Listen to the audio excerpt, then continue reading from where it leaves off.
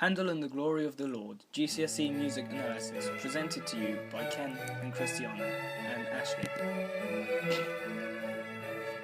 And the Glory of the Lord is a chorus from Handel's Messiah, composed in 1741.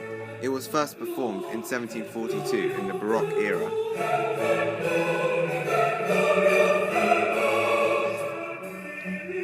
Motif 1.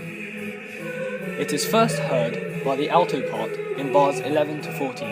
It is syllabic, and the first three notes outline the A major chord. It ends in the last three notes of the A major scale. A low A is played at the start, and a high A is played at the end, setting a mood of confidence.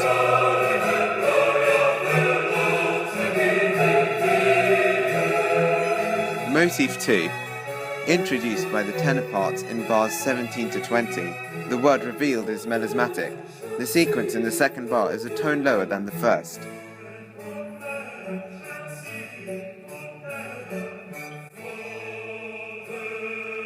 Motif 3.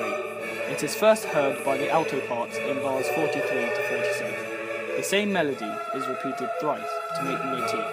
The same 5 notes are repeated.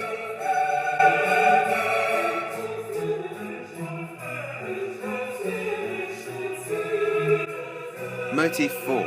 Introduced by the tenor and bass parts in bars 51 to 57. It is the only motif to be introduced by two parts. Most of this motif is on the same note, which is an example of a pedal. Long notes make it seem serious and important.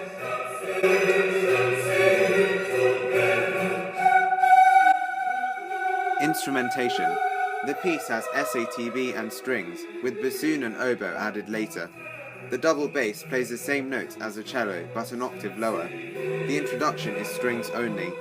Some vocal parts are accompanied only by the continuo, for example, the first vocal entry. The harpsichord improvises harmonies from the bass line.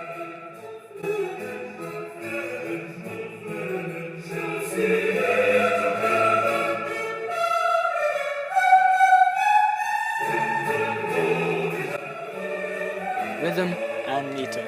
There is a hemiola in bars 9 to 11 where the 3 time sounds like 2 time. Long note values in motif D highlight the importance of words. There are driving quaver and crotchet rhythms which keep with affection. There is a silence before the final sustained cadence which is characteristic of Handel.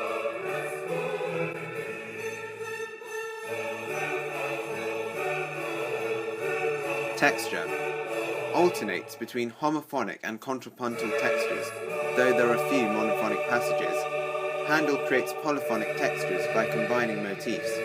Contrasts are created between the single voice and the choir using antiphony. Often, instruments double the vocal line at different octaves.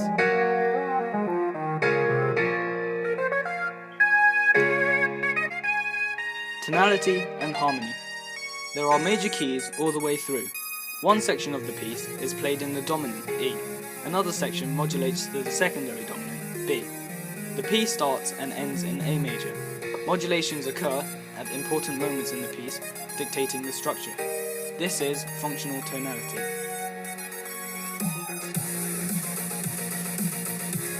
Handel avoids minor keys and the flatter sounding subdominant. Handel uses a grand playable cadence to finish the piece.